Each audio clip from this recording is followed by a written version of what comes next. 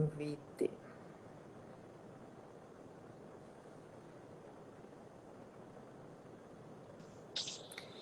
Olá!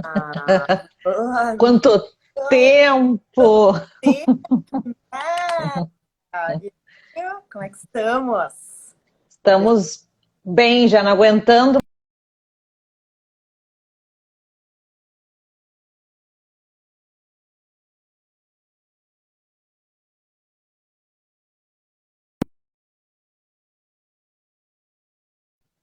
Deu? Voltou? Voltou. Voltou. Sei lá onde é que eu apertei. Ai, bom tê-la por aqui!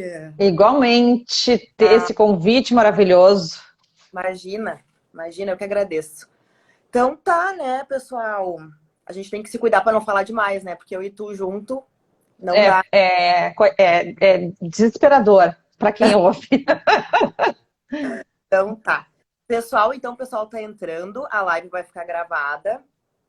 Então, boa noite a todos e a todas. É um super prazer chamar a Sabrina aqui. Eu conheço a Sabrina já há algum tempo, mas a gente não precisa falar quanto nessa. Não. Mas quando eu fui estagiária, eu já sabia que ela era top na Ai, EPATO. não, não, não. Nem é tanto, nem é nada. Naquela época, sim, senhora. Então, bom, para quem não conhece, né, a Sá, ela é Nutri, então, ela tem mestrado e doutorado em hepatologia pela Fundação, pela Universidade Federal de Ciências da Saúde aqui de Porto Alegre. Ela é docente em vários cursos de pós-graduação e outros cursos também, e atualmente ela está atendendo em consultório nessa. Isso aí. Estuda bastante, está sempre, né, antenada aí, e é uma das nossas, se não a mais, né, referência assim, em nutrição e hepatologia. Então, por isso a chamamos aqui hoje, né? Então, eu particularmente quero te perguntar várias coisas, assim, quem quiser perguntar também pode ir deixando as perguntas aí, que é uma área que realmente, assim, não é todo mundo que sabe, né? Tem muita gente também que tem receio, tem muito mito, né? Até para Tem. nós, né, das Nutris, então a ideia é a gente discutir bastante essas coisas. Mas, antes de tudo, eu quero te perguntar uma coisa. Por que tu começou a estudar hepato? O que te chamou a atenção nessa área? Tu sempre gostou? Foi na faculdade? Foi depois? Ou foi ao acaso? Como é que foi essa Foi paixão? muito boa essa tua pergunta. Na verdade, eu comecei lá em 2005. Entrei no mestrado na URGS em oncologia. E eu fazia, então, Olha, mestrado. legal. Hã? Não sabia. Fazia mestrado sim, fazia em oncologia. E aí, nisso, eu fui trabalhar na Santa Casa, né, no Santa Rita. E por questões de estruturação, de fluxo, eu acabei indo parar no Dom Vicente Scherer. E aí, como a gente trabalha, tinha uma carga horária muito extensa, e naquela época era bem difícil sair para fazer, né, mestrado, e aí eu não conseguia ir para o hospital de clínicas fazer minha coleta dos pacientes. E aí, então, eu conheci o meu professor, meu orientador da vida, que é o professor Marrone, né, Uhum. que é do transplante hepático. E aí, então, eu perguntei para ele, vem cá, professor, eu consigo transferir o meu mestrado para a UFSPA em hepatologia? E naquela época não podiam não médicos. E Aham. aí o professor Marrone foi. Então eu e um bioquímico, na época, o Carlos Eduardo, a gente conseguiu, então, ingressar na hepatologia da UFSPA. Foi por Uhum. isso que foi. Mas hoje eu não trocaria a hepato por nada do mundo. Mas então o legal é que foi um dos primeiros não médicos também que entraram na. Sim, sim. Aham. Olha que bacana. Isso aí. É. E essa parte de celularidade, assim, sabe, o que tá te fazendo estudar? O que seria, assim, para explicar para as pessoas a parte de nutrição celular, né? Uma coisa mais específica. Tá. Terapia, enfim, o que a gente pode fazer? Explica. Justamente assim, ó, o que acontece, né? A gente aprendeu na faculdade e o nutricionista, desde que ele entra na faculdade, ele aprende muito a fazer cálculo de VET, né? Cálculo de quantas calorias o paciente precisa.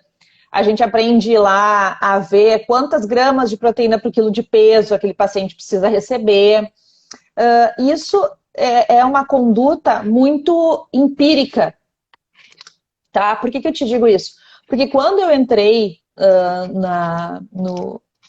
comecei a estudar hepatologia, eu vi que muita coisa do que a gente estudava na faculdade não pode empregar para um paciente hepatopata, principalmente quando ele tem aquela barrigona de água, né, ascite, edema de membros inferiores. Então, peso para esse paciente a gente não serve para nada, né? Então, tu não consegue dar uma conduta adequada e muito menos verificar se o que tu está fazendo faz sentido, né? Uhum. Foi aí, então, que eu disse, mas como é que eu vou atrás de algum... Eu tenho que ir atrás de alguma informação para que me diga se aquela célula daquele paciente, se aquela estrutura celular daquele paciente está apta para receber aquele volume de calorias, se ela está apta a receber aquele suporte proteico, né? E aí foi aí, então, que a gente começou a estudar o dito ângulo de fase, né? Que hoje é bem visto, assim, bem visto no sentido assim, tu vê bastante artigos, antigamente não se tinha muito, né?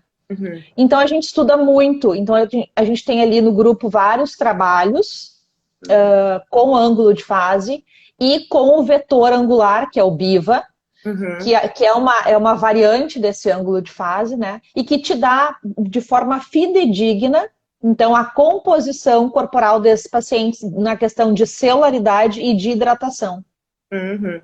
E aí eu consigo dizer assim, então o ângulo de fase, lá em 2012, né, que foi o primeiro artigo que a gente publicou sobre isso, a gente determinou que pacientes cirróticos, o valor do ângulo de fase deles era de 5,4, tá?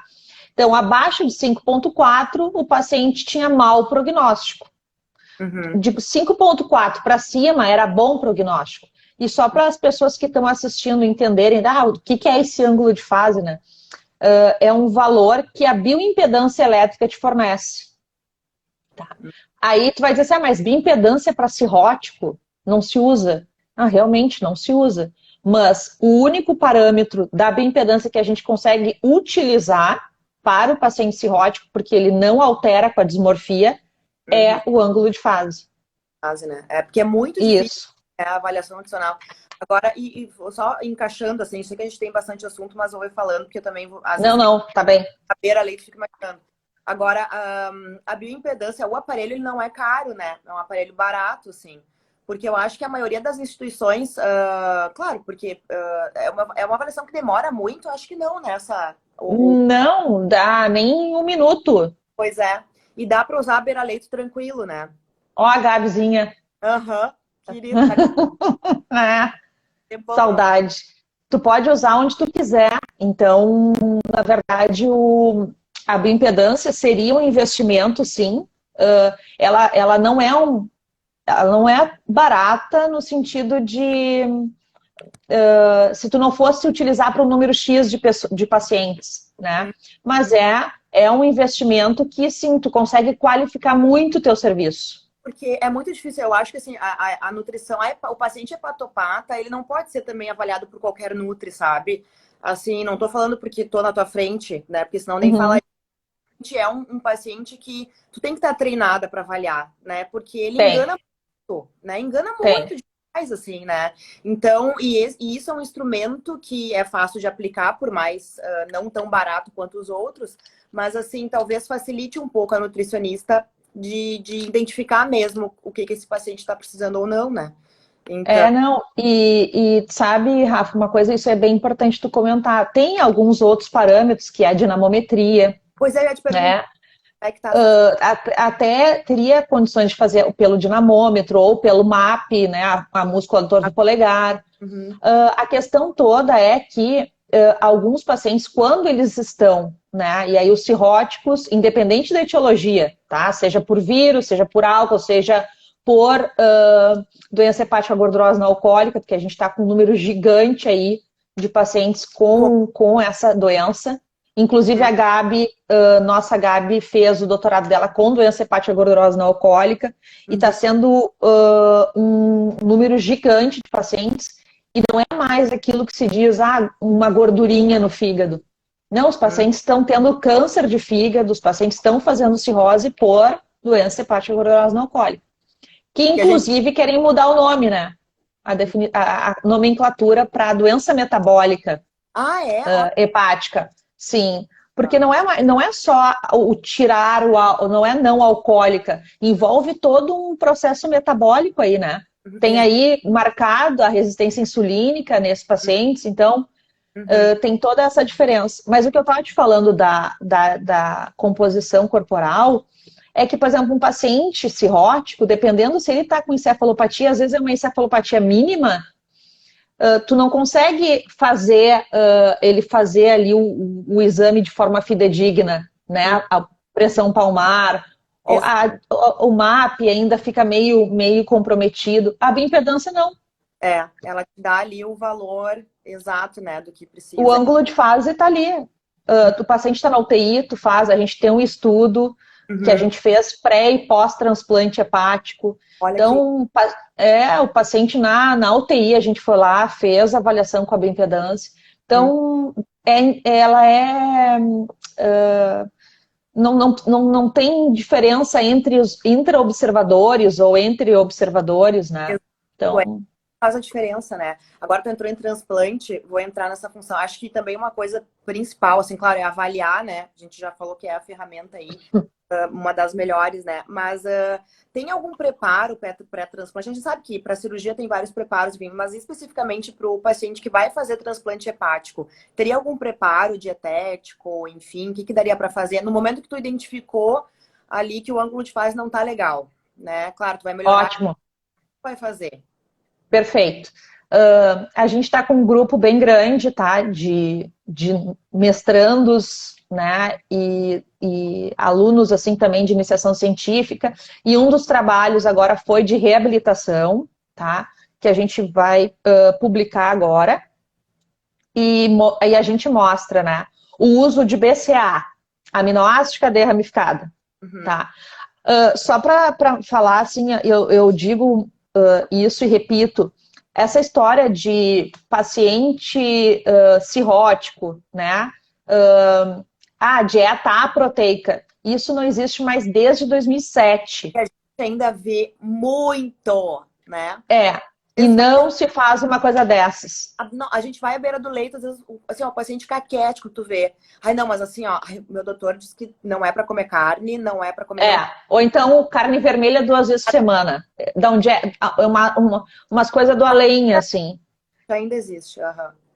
Então, assim, claro, a gente sabe que a encefalopatia, nessas situações, ela pode ser proveniente da amônia, né, que faz toda essa exacerbação do quadro de encefalopatia. Mas pode ser uma infecção urinária, pode ser qualquer outra coisa, né?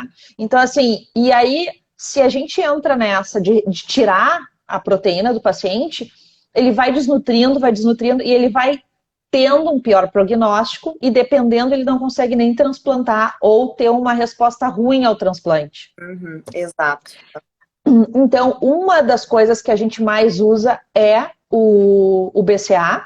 Uhum. Tá? O BCA, então, é o aminoácido de cadeia ramificada, né? A isoleucina, valina, isoleucina, leucina e valina, isso, que a gente utiliza até 12 gramas por dia para o Aí, paciente. tá. Uhum, tem essa dosagem já, até 12. Tem, E ele pode ser isolado ou pode ser também, de repente, porque acho que é mais. só o BCA, não whey, não dentro de whey, não dentro de Ah, nada.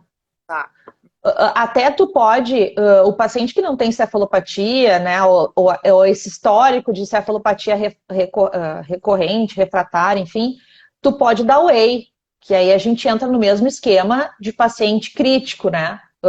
Tu pode estar utilizando whey. O problema é que no whey tu vai ter não só os ramificados, como os aromáticos também. Aí tu tem que ter um cuidado maior.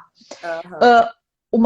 Uma outra coisa que a gente estudou e que a gente fez através de uma revisão sistemática, uma meta-análise, foi o uso do zinco para os pacientes hepatopatas, né? Então, o zinco ele mostra, porque o que acontece? Qualquer doença hepática, se tu vai dosar, né, o zinco ele vai estar baixo. Por quê? Porque quem transporta o zinco para dentro da célula é a albumina, que automaticamente vai estar baixa, porque quem produz a albumina é o fígado, né? Então, se o fígado está doente, a albumina está baixa. Então, não transporta não tem albumina para transportar o zinco. Além disso, o zinco ele é melhor absorvido com o consumo aumentado de carne vermelha. O paciente já não come. Tá? Uma porque tem esse mito e outra porque eles não conseguem. Pois é, porque E além tem intolerância, né? Muitos eles não gostam, eles não toleram. não tolera, né? Não toleram. Eu fiz só para complementar do zinco, e aí o zinco ele armazena também na massa muscular esquelética, que o paciente cirrótico também não tem. Então, na verdade, é um monte de situações ali que pioram a questão do zinco, da absorção e utilização. Só que o zinco, ele é um dos maiores antioxidantes que a gente tem, né? Ele faz parte lá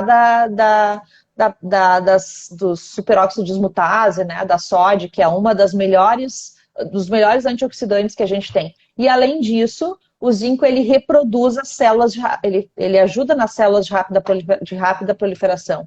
Então, no sistema imune. Então, se utiliza muito. Faz, né? Também para seguir, né? Para a questão de... Exatamente.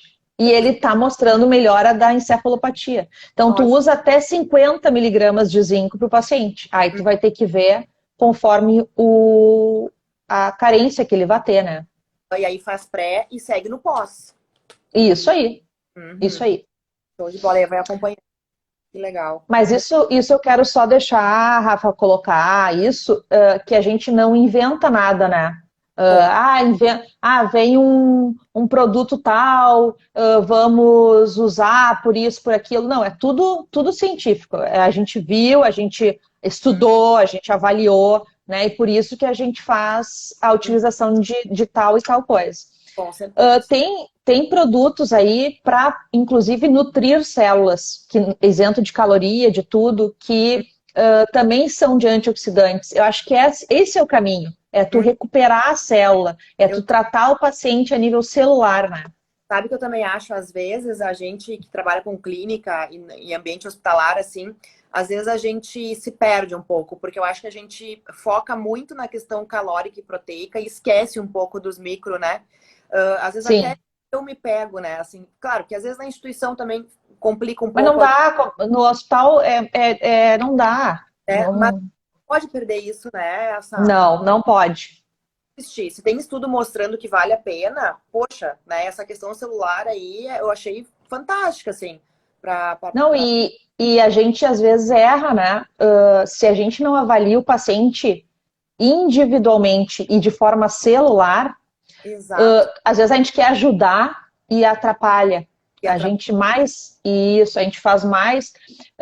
Só para te ter uma ideia, como eu sou tão inquieta, e eu acho que essa coisa da gente estar lá no ambulatório e estar lá na frente, né, é o que te permite criar gerar as questões de pesquisa, né? Claro. E essa coisa do não tolerar a carne, né? Eu via muito essa alteração de paladar lá no ambulatório. Eu disse, putz, mas esses pacientes têm alteração de paladar, por que isso? E eu fui atrás de artigo e tinha um muito antigo. De paciente cirrótico não tinha, só fala muito de oncologia em função dos quimioterápicos. Tanto foi que eu fiz o doutorado sobre isso, né? Só que em animais. Então, eu avaliei as línguas dos ratos cirróticos. Então, eu vi que eles têm alteração de paladar, tanto para o doce quanto para o salgado. Olha só. Então, é da doença, não é em função de outra coisa. Então, eu vi através de receptores. Então, o que é doce fica mais doce, o que é salgado fica muito salgado, é como se queimasse a língua. Então, tudo isso a gente tem que prestar atenção para atender esses pacientes, né? Porque às vezes a gente acha que é manha, né? Ai, não, porque o médico falou que não quer carne, então ele não quer. Ai, paciente chato. Deixa assim, Não, né? Ele pode ter sim. Não. Olha, tem muita coisa, né? Por isso que eu digo, hepato é uma área muito específica, assim. Tem que entender. E na verdade, esses pacientes, assim, eu acho que eu gosto tanto de atender esses pacientes, eu gosto de estudar tanto isso, porque são pessoas que até um pouco tempo atrás, elas eram deixadas de lado, né? Exato. Então, assim, não tem o que fazer entre um cirrótico e um outro doente, que só tem uma vaga para UTI, deixa o cirrótico aí. Exato, exato. Então, assim, eu tenho muita... Eu penso em que eles sofrem muito pelos sintomas da doença, e eu acho que a gente tem muito para ajudar. Como nutricionista, a gente pode melhorar muitos sintomas. Muito, na verdade. E eu acho que o próprio apoio familiar também é difícil, né? Porque Sim. é um problema aí também por trás, que daí eles também acabam sendo mais largados, né? Acho que a família também, gente num paciente oncológico, sabe? Que é todo um suporte. É um paciente muito específico, assim, né? Então a psico tem que entrar, né, junto. A gente acaba sendo psico junto, né, também. Não tem como não. Tem como não, né? Que bom. E só para te falar, só para complementar essa questão da celularidade, a gente fez um trabalho também agora com doença hepática gordurosa não alcoólica com os obesos, estabelecendo também a avaliação do ângulo de fase com o estadiamento da doença hepática gordurosa não alcoólica. Então, é muito legal, assim. Que legal. E a obesidade é 1000, né? E tu atribui esse crescimento da doença hepática gordurosa não alcoólica realmente a obesidade. Tu acha o crescimento da obesidade vinculado direto, né? Com certeza, com certeza. Mesmo assim. Eu fico... não é vergonha, assim, mas como eu me formei há muito tempo, na minha época de faculdade, a gente não se falava de obesidade, de síndrome metabólica, a gente falava de desnutrição, marasmo, kwashiorkor, não tinha obesidade. E aí, com essa transição nutricional e essa alimentação ocidentalizada, começou esse boom de doença metabólica e que 99% dos obesos que vão à cirurgia bariátrica têm gordura hepática. Exato. Exatamente. É uma coisa que a gente consegue prevenir, né? Mas tá aí, não, né? Mas que a gordura hepática, tá? A maioria, a gente tem em pessoas magras, ditas magras, tá? Mas a maioria, então, são em obesos. E sabe que a obesidade, na verdade, para mim, a obesidade é uma consequência de dificuldades pessoais, assim, né? De dificuldades emocionais. E essas pessoas precisam de muita ajuda. Exato. Né? E assim, a gente só consegue ajudar as pessoas, na verdade todas elas, se a gente explicar o porquê que tu tá fazendo aquilo, o porquê que precisa ser feito, né? E aí as pessoas compram a ideia, porque elas entendem o processo como que é, e aí a coisa funciona. Se tu imporar, tu tem que fazer isso aí tá faltando força de vontade, porque tu não tá afim de melhorar, nossa, não se faz uma coisa dessa. É bem assim, deixa eu só ligar a luz aqui, tá? Exatamente. Não, eu acho que é adesão, né? Sim. Eu vejo até na onco, assim, quando tu explica o porquê, não é assim, não, o senhor tem que comer, o senhor tem que estar bem nutrido. Não, mas o que é o bem nutrido? Por que tu tem que estar nutrido, né? A adesão muda. Daí eles, pois não tinha explicado isso, porque, né, todo mundo fala, tem que se alimentar bem, mas o que é se alimentar bem? Então, isso é fundamental, assim, né? E o que eu ia te perguntar? Na encefalopatia, a gente estava falando antes. Restringe ou não restringe proteína? Depende do grau? Não, né? Tu vai, assim, o paciente tanto tu olhando os guidelines, né? O da ESPEN agora, novinho que saiu, não restringe proteína, não se faz isso, tá? Como eu te falei, a restrição, a encefalopatia, ela pode vir de qualquer parte, tanto que até hoje não tem a explicação certa do porquê que o paciente faz encefalopatia, né? Exatamente. Então, não precisa. Agora acho que já passou, mas tinha também de não restringir a proteína, mas talvez de optar por mais proteínas vegetais. Também nada a ver. Não. Tem a PAVB, AVAB. Tem um estudo agora, até uma ex-aluna, que ela é vegetariana, ela me mandou, eu não li o estudo, tá? Mas acho que até é de se ler, assim, que mostra que compara a dieta vegetariana com a melhora da encefalopatia. Uhum. Talvez seja alguma. Porque, na verdade, o que acontece? Não seria nem em relação à carne vermelha ou branca ou o que for. É o tempo do teu trânsito intestinal com aquele alimento e as tuas bactérias intestinais trabalhando em cima daquilo. Com Né? certeza.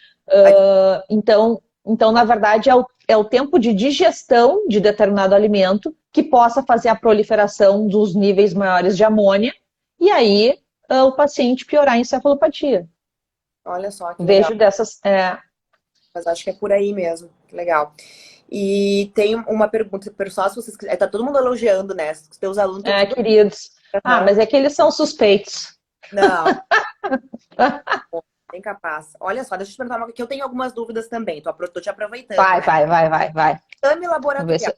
O que que a gente considera e o que que não considera? Tá, albumina a gente não considera, mas tem alguma outra que a gente possa, assim, considerar alguma coisa? O que que tu acha? Porque, assim, ó, por exemplo, exame laboratorial, tá? Dependendo do paciente, a gente utiliza muito ferritina, vitamina B12, homocisteína. Ferritina. A ferritina alta pode ser várias coisas, né? Pode, Por exemplo, mas no paciente com doença hepática gordurosa não alcoólica, não tem erro, aham. tá? Claro, a não ser que o paciente, aí tu vá medir um grau de saturação de transferrina, e aí deu alto, e aí ele fez uma avaliação para ver se ele tem histórico, se tem de origem genética essa ferritina alta, e aí é uma hemocromatose. Fora Aham, isso, aham, ferritina tu pode utilizar sim. Mas aham. está vendo muito a B12 e a homocisteína, Uhum, além disso o ácido úrico, tá? aham, Mas isso para os pacientes com doença hepática gordurosa não alcoólica. uhum, E pode incluir também para eles a gama GT, também vai estar alto. aham, sim. Agora, os pacientes, os cirróticos, né, normalmente tu pode até usar a ferritina para ver se está baixa, se está alta, na questão de desnutrição, Uhum, mas as provas de função hepáticas normais, né? Aí sim. a albumina entra como prova de função hepática. Não Aham, teria um marcador nutricional aham, laboratorial. A uhum. gente está estudando até a Raquel Fraga, que é uma médica hepatologista de Passo Fundo, coisa Ai, eu mais querida. você estava maravilhosa. Ela ama assim a parte multiprofissional, sabe? É muito legal. Ai, que legal. E muito legal.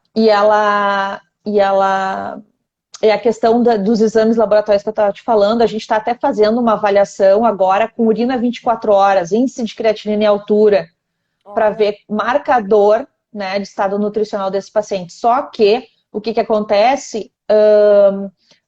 A gente pode ter um paciente aí hepatopata com síndrome hepatorrenal. E aí a aham, gente vai ter um viés aí. todo, Então, né? de qualquer forma, sim, a gente está fazendo essa avaliação aí, Uhum. Ah, para ver esse marcador, né? uhum, que legal. Também estava pensando aqui em algumas coisas. A avaliação subjetiva, Sá, se usa, não se usa para hepatopata? A ASG? gente, a ESG, a gente coloca ela no bolo, né? Pois é, Mas ela não tem um grau de sensibilidade, especificidade para tal, enfim. Mas, claro, quem não. que nem oncologia, que tem o PPP, para hepatopata ainda não tem. Não tem, A né? gente quer usar agora aquele mesmo SARC-F, aquele questionário que se utiliza para oncologia. Aham, A e eu. gente quer ver se consegue padronizar para cirrótico. Aham. Não, e é muito legal porque tu consegue avaliar bem a funcionalidade, que é um aspecto, assim, fundamental, né? Assim, porque os pacientes, tu enxerga, assim, tu vê na funcionalidade. Às vezes, eu tava assistindo uma live há uns tempos atrás, já faz um tempo, e aí a Nut tava comentando, assim, a funcionalidade é extremamente essencial a gente avaliar, porque às vezes eu só fico de olho de como ele se levanta, como ele vai na balança. Tu já vê se o paciente, Aham. né? já tem um grau de desnutrição ali. Eu vou pelo jeito que ele caminha, né? O que ele faz. Então, Exatamente. investigar a funcionalidade, assim, é bacana, assim, né? E a gente tem no grupo fisioterapeutas e a gente tem bastante trabalho publicado sobre a funcionalidade. Então, teste de caminhada de 6 minutos, senta e levanta. Então, tudo isso a gente já associa. Por isso que a gente vê o quanto esses pacientes precisam, né? Aham, exato. E até assim, o quanto eles melhoram depois, né? Do tratamento, enfim, do acompanhamento nutricional, né? Porque Não, interfere, ele é outra coisa. é outra coisa, né? É o que É eu digo, outra coisa. Nutri e físio não adianta também separar, né? Se tem físio, Não, não resolve. Se tem Nutri e não tem físio, não, é. não adianta, né? Tem que ter os... Perfeito. A gente colocou, a gente viu isso agora no nosso, num dos trabalhos, esse trabalho que eu te falei da reabilitação, né? Então não, nem se discorda em nada. Todo mundo viu que é gritante a diferença quando tem É associação dos dois. coisa simples, né? Às vezes, assim, exercício simples, alimentação simples, balanceada, né? Enfim, com o que der para fazer ali em termos de antioxidantes, enfim, BCA, e que não são também, mesmo que tu use isolado, não são suplementos caros, né? Se for assim, tá? Não, não é mais. Não é, né? Exato. Então, assim, Que dá nem para antigamente tinha que usar albumina em pó, aquele troço que o paciente ficava com o abdômen distendido, uma coisa horrorosa. pôr, total. E uma coisa que tu falou, Rafa, bem importante, mesmo a gente sabendo que o paciente precisa se alimentar, uma coisa é bem importante a gente pensar, tá? Que eu tenho que garantir a nutrição dele dentro de um volume pequeno, então numa densidade calórica grande, tá? Em alguns horários, para que ele coma o que ele tiver vontade durante o dia. Uhum. A pior coisa que tem é um paciente com ascite, né? Ou um paciente enjoado, mal, tu Uhum. sabe, né? Tu atende oncológico e dizer assim, e ele tem que ouvir assim, ó, tem que comer, tu tem que É o comer. meu. Não, não Então, come. assim, ó, não se faz uma coisa dessa. Então, assim, ele vai comer a hora que ele quiser comer, o que ele quiser comer. E Uhum. aí sim eu vou tratar essa coisa ou do BCA ou do hiperproteico hipercalórico, o zinco aumenta o apetite. Então, eu vou tratar esses pacientes dessa forma. Uhum. Isso é um exemplo claro de paciente eu atendo também muito paciente com câncer de fígado, né? Uhum. E tem um tratamento que daí é quando é um tratamento mais final, assim, que se chama, o nome da medicação oral, é quimio oral, é o sorafenib. Sorafenib, aham. E o sorafenib dá muita diarreia. Uhum. O paciente, se a gente não cuida, o paciente desnutre muito. Uhum. Então, assim, aí a gente entra, assim, sabe aquela coisa assim, ó, não usa nada industrializado, absolutamente nada industrializado, e Uhum. ele não usa e a diarreia para. Então, tu vê assim que esses alimentos que estão por aí Uhum. estão inflamando as pessoas, né? Certeza, claro, com certeza, né? Não, isso faz toda a diferença, né? Nada como ter comida de verdade, né? O que a gente diz, É, comida de verdade é. é a melhor, né? E vou te dizer, é o que eles gostam, sabe? A gente vê isso. Às vezes eles não querem, às vezes é o mais simples que eles têm vontade, mas aí a família inventa, e fiz tal coisa e não rolou. Não, o que ele quer Ai, às não. vezes, né? É, Uma coisa. não precisa inventar moda e respeita, né? Exato, exato. Olha ali, querida, ali, um beijo pra ti. É, E uma coisa também que eu acho bem importante, assim, agora, a Liana entrou bem na hora que eu ia falar de uma parte que ela super entende, né? Mas olha é aí, ó. a apresentação do prato, né? Acho que a apresentação, assim, às vezes em pequenas porções, sabe? Porque às vezes o paciente olha Sim, um prato desse tamanho, quer sair correndo, né? Então, exatamente. até em cumbucas, né? Enfim, é um paciente que tá aí nauseado o tempo todo, que tá com aquela. Sem mexer com muito tempero naquela hora, né? Exato. Coisa muito picante, não. Então, assim, às vezes até uma cumbuquinha ele vai olhar, vai comer e vai repetir, né? Então, a apresentação Exatamente. a gente não pode esquecer nunca, né?